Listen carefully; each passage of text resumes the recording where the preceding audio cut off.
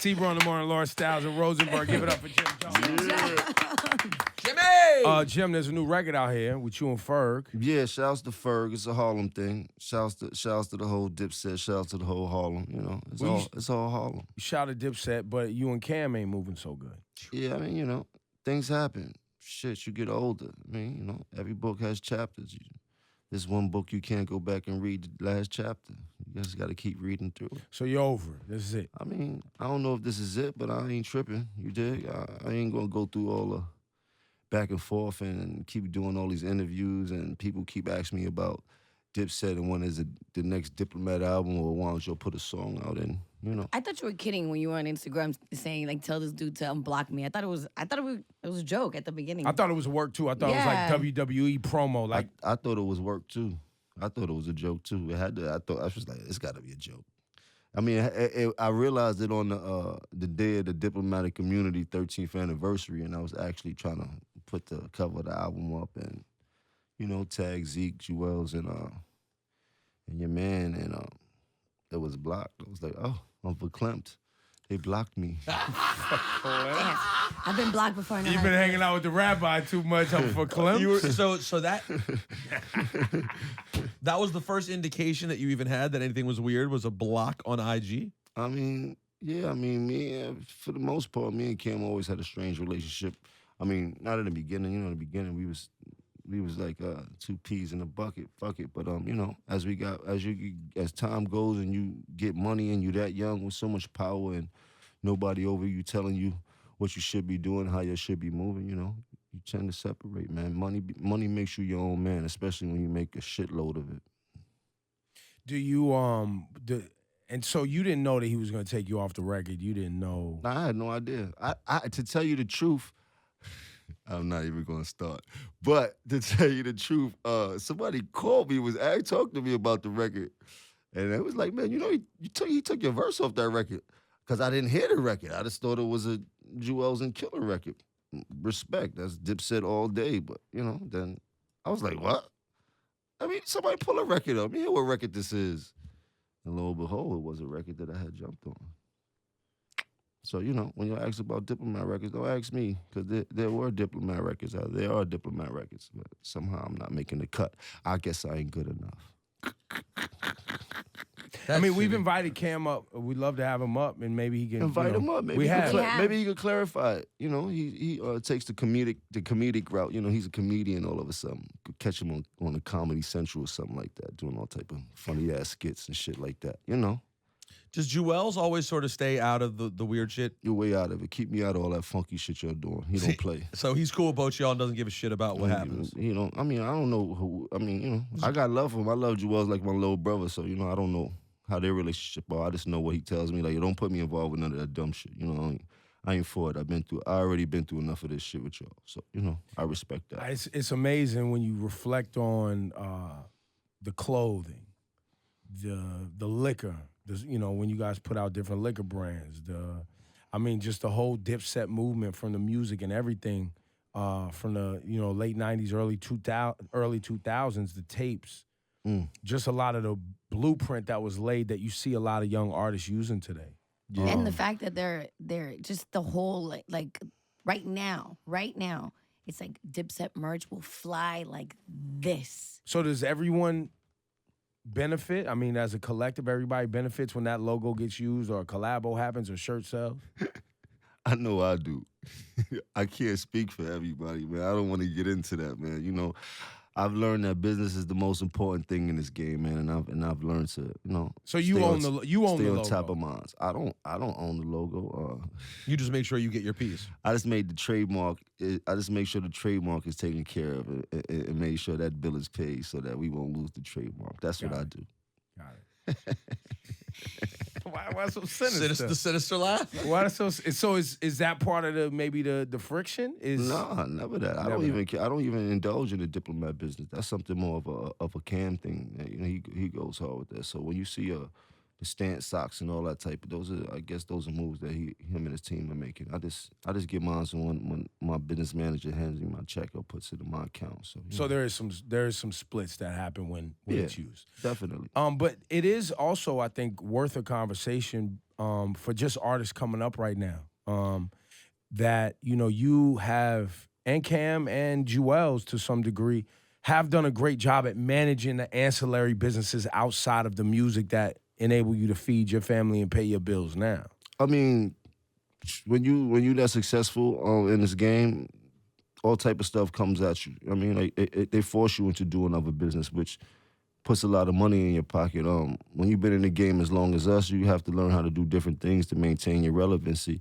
And all the time, that's not music. There's other things that you get into, as you can see from the wide range of things that all of us have done. From even Zeke. Zeke has 4 or 5 stores in Right. North Carolina, ladies' clothing stores, and he does pretty good. As I see him and his lady on vacations all the time, and it's just things like that. Like, I chose to jump into the whole TV thing amongst every other thing that we done before. Later in this game, like you saying, the liquor, like we kind of coined like that liquor brand. Like, I remember what Dame and Jay and them was doing, the Armadale. vodka, Armadale. Armadale. You know, I mean, they had the vision, you know what I mean, and we kind of seen what the vision they had, and we kind of tweaked it a little bit, and we came with the scissor, and we killed. You know what I mean? I always say the biggest thing that we didn't have as far as diplomats and the success, we didn't have any guidance. We didn't have somebody that was telling us some great things that we should be doing. You know what I mean? Like, we had people like Dame, but we all know he's a bit obnoxious and his direction ain't the right direction all the time. So, we kind of run into a rock and a hard place a lot of times without us knowing it.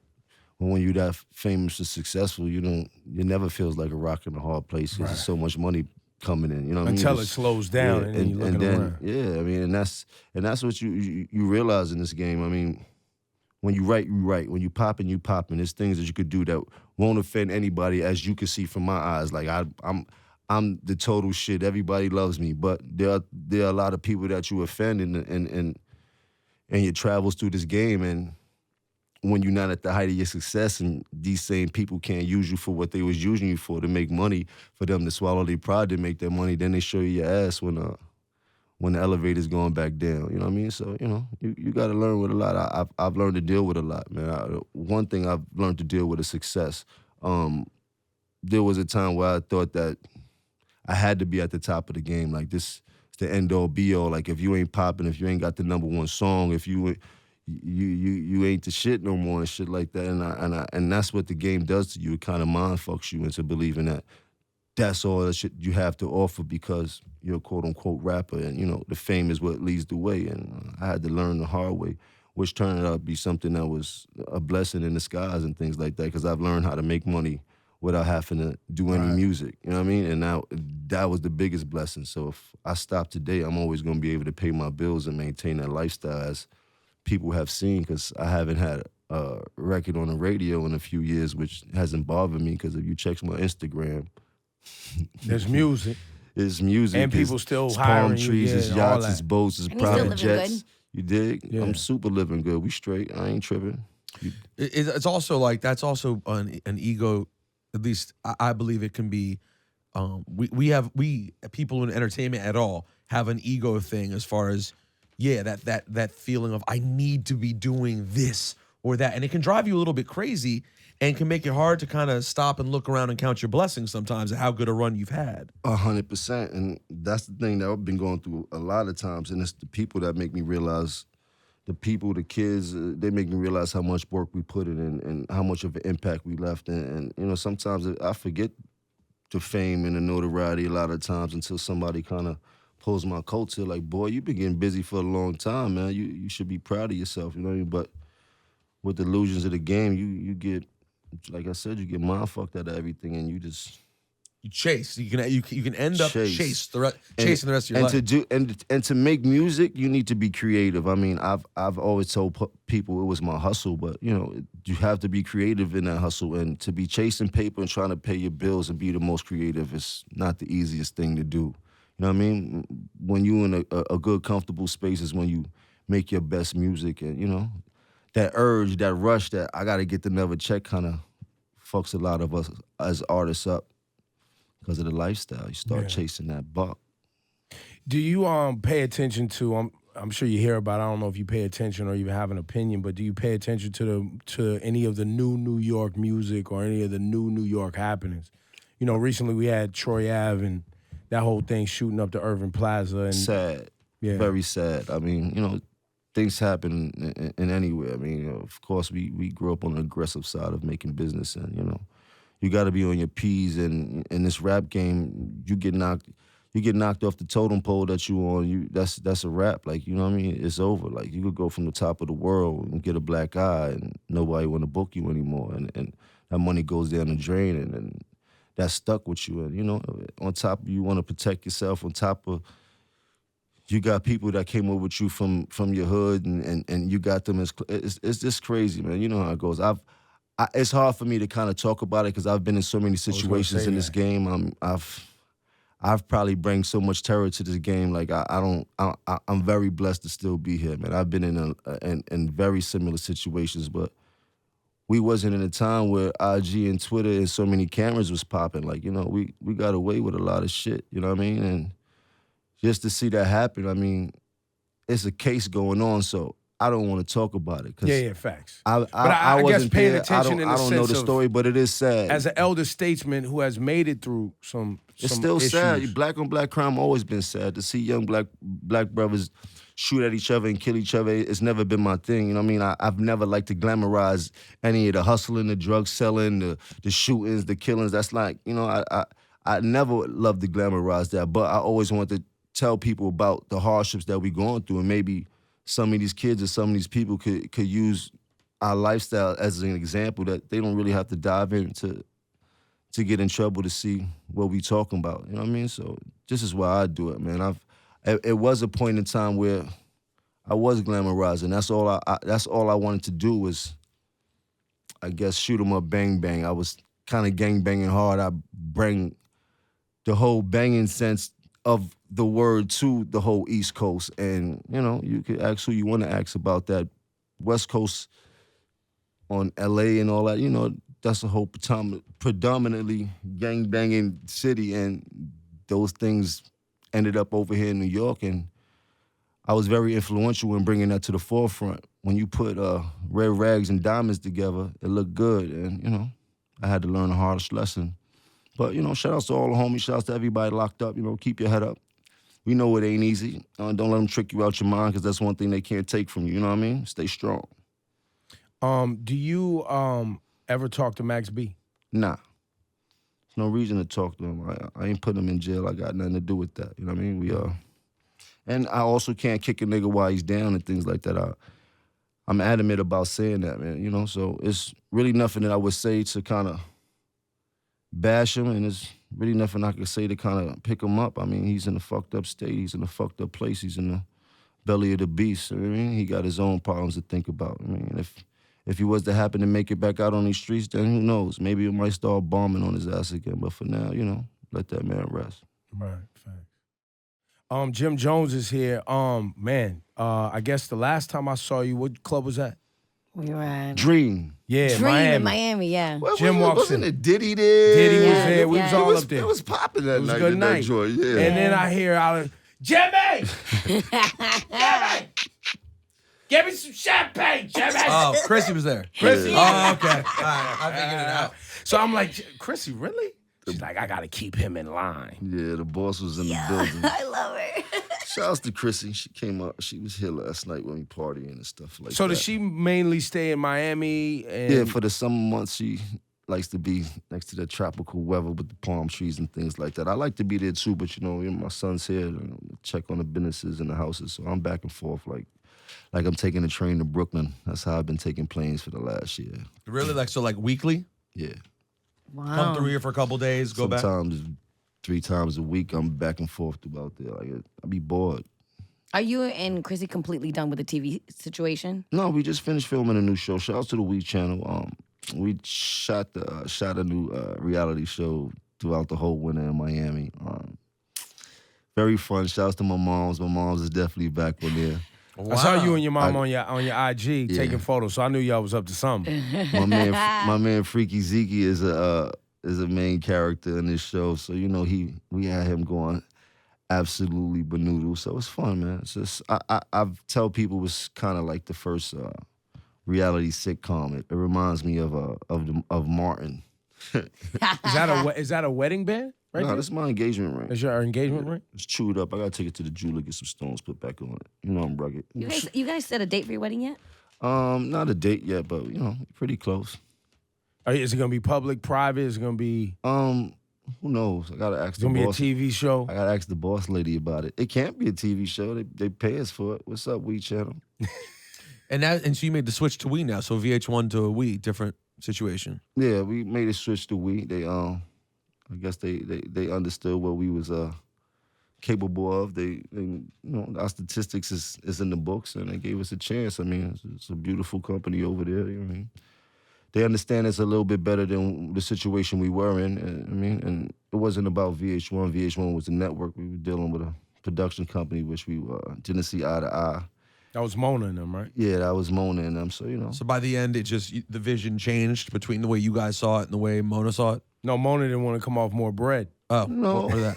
It wasn't that neither. It was it just wasn't going the way that we wanted. I mean, everybody knows that this was our show. The people that's at VH1 now weren't the people that gave me the show, that greenlit the show. And not Yeah. to say that changed anything. It's just that when I did it, the business of the show, I wasn't worried about. I was more worried about getting something done for Chrissy, because this is something she wanted to do to other businesses that she had. And in the midst of doing that, I just was like, let's do the show. And the one thing I never respected Mona for was because she was supposed to be in a position of a manager, and I ain't salty or nothing because I could give two fucks about it. But in a position of manager, you are supposed to let your client know the best things he's supposed to be doing at all times. So in the midst of me going back and forth to VH1, speaking to Jim Ackerman and putting the whole play together of how the show needs to go and what's the name of the show and all that, and I was just like, I just want to get it done out. Who cares about producer credits and all that? Let's just work. And her job was to butt in and be like, well, just take all you could take, because that's business. That's what a manager does. And that never happened, and actually went from her going into meetings with us as a manager to hold me down when Yanni was going, and a few meetings later she was a producer. So that was the whole start of that. You know what I mean? And me not worried about it and worried about chasing money again. It was just one more business under the rug. So I just was like, let's just get it done. move on. And by the time they was ready to give us everything, that we would have had everything that Mona had as far as producer credits and all that. Me and Chrissy wasn't willing to do it anymore. And that's when we told them, if you all could give us our own show, or we gonna go home and go to sleep. And that's what they did. They gave us our own show, and that kind of rocked the socks off them. We did extremely well, but at that time, Mona had a built-in business with the whole Love and Hip Hop thing, and I guess we had one show as compared to three, a 4 franchise shows or whatever, running yeah. and things like that. So who would you continue to do business with, especially if these two entities are at odds? So, I respect it. You dig? And now you're doing your own thing. Yeah, man. And who knows, man? If I get another show synopsis, I'll go back up to VH1 and shop it. They cutting checks up there. That ain't about nothing. It's a network. Yeah. You know what I mean? Jim Jones, you might have heard of him. Maybe. Sometimes. Sometimes, every now and then. I'm proud of Jimbo. Yeah. I am. 'cause What exactly? just like, from the time I've been in New York 9 years, Jim is one of the first people that I got to know. Yeah, because he And- threatened you. Yeah, because he wanted to kick the shit out of me. But then as a result, as often as the way in life, sometimes the people you don't get along with first then become the people you get along with best. And I just watched his come up, man. Like he's like you said, he's just like calmed down. That's how me and Mano met. Beefy? Same thing. Yeah, we was beefing. He was slipping. But it was good though. It was a great conversation when I did get to meet him. I stayed on my views. He stayed at his views, and we've been like brothers ever since. I mean, the love is mutual. I mean, so that's dope. I respect meeting people on that. The same way like I met you.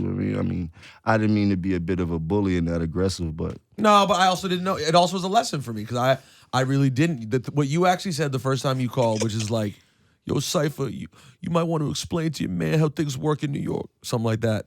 And it's true. I didn't know how things worked in New York, and I didn't realize how big the platform was. So I can't. What was the issue again? Replay it. he was on the top MC list, and I was like, Jim Jones isn't an MC. Like I was just like dissing as a rapper. And there was a way I could have been I critical. mean, you could have said he shouldn't have been top 10. Sure, but the way I did it, I went from. He just was got the loose. Hot 97. I've been there for 8 was seconds. loose. He was trying to make his Rosenberg impression, and he used the wrong Word person. choice, the wrong person. It just could It have been was done good better. though. I mean, I you know, that's another thing, man. Coming up, man, I don't take anything back, but man, oh man, I was giving people a run for their money out here, man. Yes, well, that's You what know what I mean? And that's what I mean. I'm proud of though. Like that just, I had just Ebo become this mad at me complete at Summer businessman. Jam a couple times. I'm sure you guys have had Hot moments. 97 used to be He hot never with me got, all the time. I got mad at him, but he and I never didn't get along. we just We always. be in the club chilling like. But you might disagree over something, but you always got along. Yeah, of course you walk in that man business and you tripping. He like, dog, what you doing, dog? You know where you Well, I at? was like, it's a state-run facility, bro. These are plainclothes police. Can you keep it moving? Man, You don't yeah. have to stand around your man's vehicle like you about to do Don't something. I see? I wasn't going there, but you know, shouts to everybody, man. I mean, and that's another thing, man.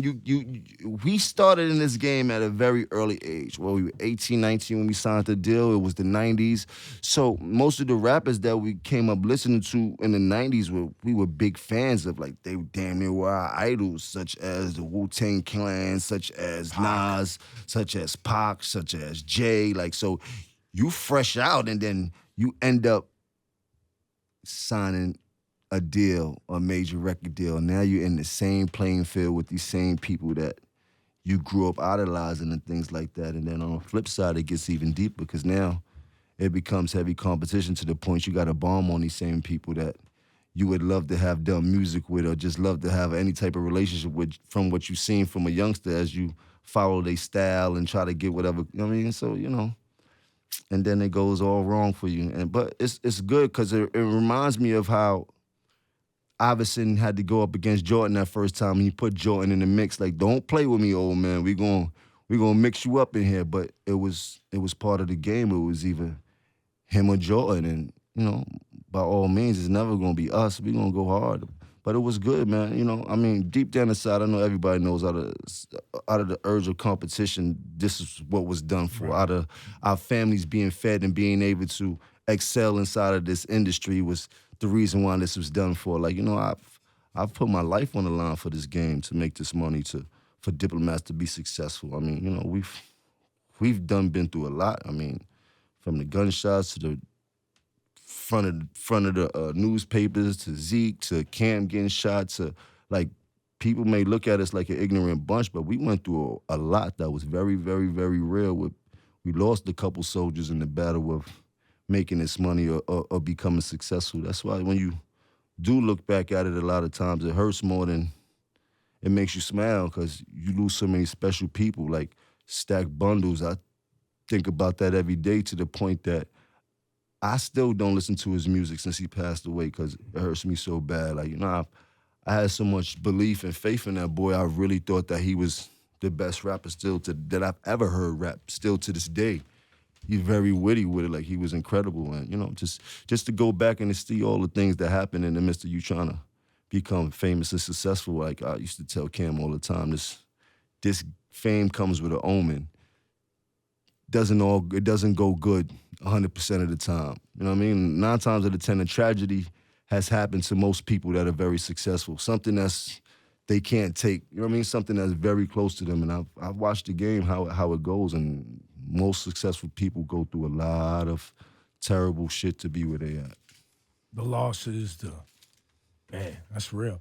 Stack had a lot of great qualities. Yeah, man. He was funny. Charismatic, Yeah. funny. He was handsome. The girls liked him. He could rap.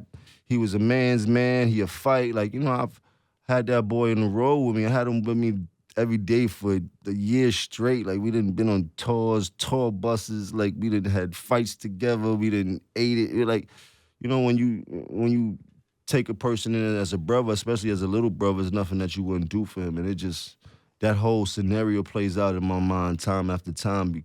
I can remember Stack's, I just called me like on a Wednesday, like, yo, G's, I'm broke, G's. You said closed mouth don't get fed. I'm broke, G's. I'm like, all right, man, meet me at the bank tomorrow, man. I'm gonna give you like 20 stacks or something like that. He like, all right, G's, we on, G's. Then he like, yo, what's up with that Wrangler truck you had, G's? What you doing with that? I said, I left the Wrangler truck in the middle of Brooklyn because I just brought the Maserati. He like, G's, I need that, G's. I'm like, you could go take the Wrangler truck. He was hyped. And then the next day, I called him like, what's up, man? He like, man, G's, I went to the party last night. I overslept, man. I know you mad at me, G's. I'm gonna meet you tomorrow. We go get. And then the next morning is when he had got killed, and that just plays over and over and over in my head. Like, man, if you would have just got up that day and met me at the bank, probably wouldn't even have went to that club the next day. But, you know, I could think about that all day, but life is life, man. The story's already written. But, you know, I love Stacks a lot, man. Shouts to Stacks, shouts to everybody in Far Rock. Shout out to everybody support Stacks, still support Stacks, still love him, man, you know. Was it, from your position and having been through that, was it hard to then watch from afar, watch the Chinks story play out too? See, the Chinks story was crazy because Stacks used to be on the tour bus with us, and Chinks would call his phone, and he would put Chinks on the phone like, yo, man, this my nigga Chinks. Just talk to him, man. He nice, G's. I'm telling you, G's. He nice just like me, G's. Like, so they was really, really, really, really close. Like, Chinks was locked up at the time that Stacks had met me, and we were on the road, and it just was scary. And then fast forward to see them get faded kind of in the same way. It's very scary and eerie, especially when it's two close friends like that, you know what I mean? So I've met Chinks a couple times. I didn't get to have too many conversations with him. But it was more the love through. Yeah, it was like the love I have for Chinks was just on the strength of Stacks. So, you know, we both know we on different sides of the fence, but, you know, anytime I saw him, I would just give him the heads up, man. Like, you know what I mean? So it was always good. I would have never violated in Chinks' presence, if you know what I mean. Like, they would always get that while he was there. And there was a lot of times I could have violated, you know what I mean? But like I said, I'm a man's man, and I love Stack to death. So, and I know who Stack love. You know what I mean? And it gets deeper than that. But, you know, I wouldn't take anybody's opportunity away from anybody to put their family in a better place. And Chinks had a great opportunity, and he capitalized off of it. And, you know, he put that music out, and he was rolling. He had somebody that believed in him. Too bad that it got cut short like that. Too many of those stories in our lives, right? Yeah, man. So many of those stories. We could talk about that all day, from the music to the street to just regular life, man. You know? And that, you know, we've been talking about a lot recently with just guns in America too, and everybody's romance with these assault rifles, and just, you know, people who ain't stable out here spraying off. And yeah, nah, it's just that part is just crazy, man. I mean, just thinking about how many people lost their life at one time, that gotta be crazy. You know what I mean? Like, in one area, like, the response, to know the people that gotta respond to that, it gotta be way overwhelming. Like, but you know, we in a country where anything can happen, man. We've been through so much, and so much is going on in this world, man. We could talk about it's from the Middle East to the ISIS to just all the crazy things that go on in the United States with the cops that really they follow their own laws and put us in a lot of bad positions. They think they above the law. A lot of the times they do, you know what I mean? And I grew up with the mentality of fuck the police, like NWA, you know what I mean? But then as I get older, I've met a lot of police that are just like me, and not to say it like that, but they trying to feed their families, you know what I mean? And do the best they can. We all go through different walks of life and things like that. But for the ones that are disrespectful and definitely try to act like they're above the law, it's fuck you. Very clear. Clear. Yo, you want to intro this Ferg record, bro? Let's play this, man. This is the focus, right? This is the focus. Harlem. Right Harlem. now, Ferg. Hungry tell Ham Ferg and all that. Yeah, tell Ferg we need to get this video done right in the middle of Harlem. Bring all the bikes and the cars out and have some fun. It's so dope. When I remember I had a conversation with Ferg. I think it's so dope how, like, the whole mob and even like Bodega Bams, and they're like, yo, I was looking at some pictures of Bodega Bams, like, back in the days, and they were all Dipset out, and Ferg has the same thing. I just think it's so dope how you really embrace them and really, like, mess with them. Ferg used to come to my studio way before he was doing music, when he was doing clothing, or he was trying to do clothing. He was making belts and T-shirts. He had his little logo and things like that. This was a few years before he was doing music, because, you know, his father's a legend in Harlem. Like, D. Ferg was that man back in the days. Like, people, you know, he had a lot of love, so I kind of had adapted for just, you know what I mean, coming to the studio back and forth, and he just, you know, feeding them game and things like that. And then, you know, ASAP and them came out, and he took his, he transitioned into doing the music, and he caught that. I can't be mad at all.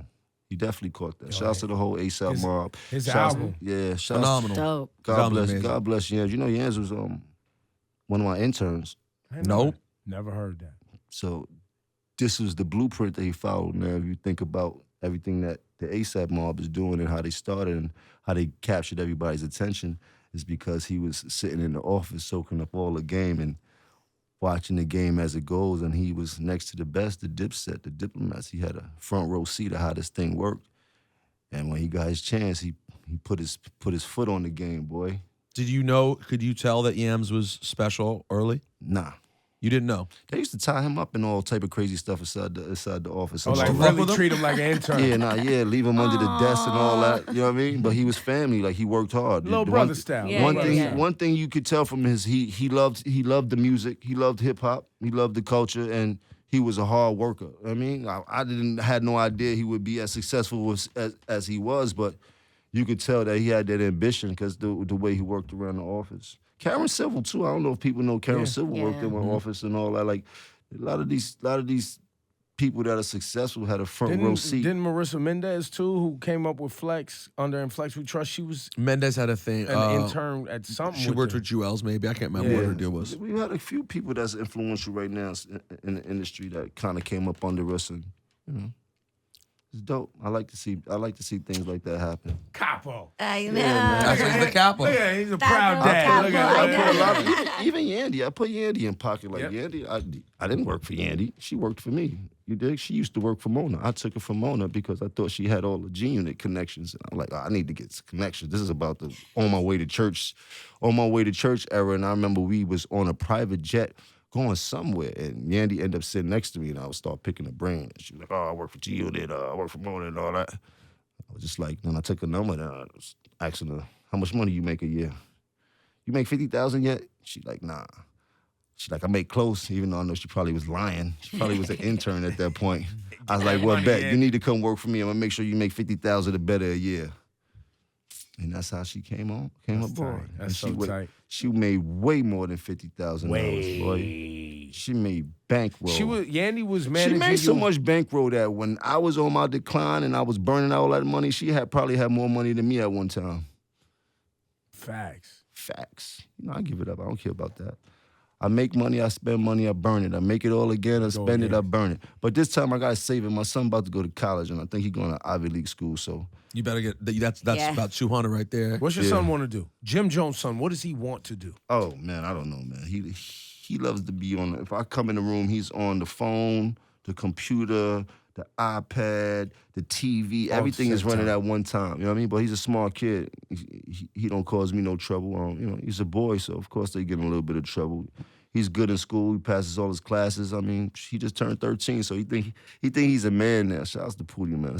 Smart. That's another reason why I kind of changed. I don't know if he called change, but I kind of calmed down a little bit because I'd be damned if I'm not gonna be here to see my son get old. You know what I mean? Like, and he's everything at this point. Like, when he was younger, you don't really worry about it because you're running and gunning in this industry. But as he getting older, man, I'm watching him, and I got to be here to see. I got to be here to see part 2 of me. Right. You want to see how this movie Yeah. plays out. Exactly. I need it to be a better movie than mine, and I got a hell of a movie going on. So, you know, I love him, man. It's a good kid.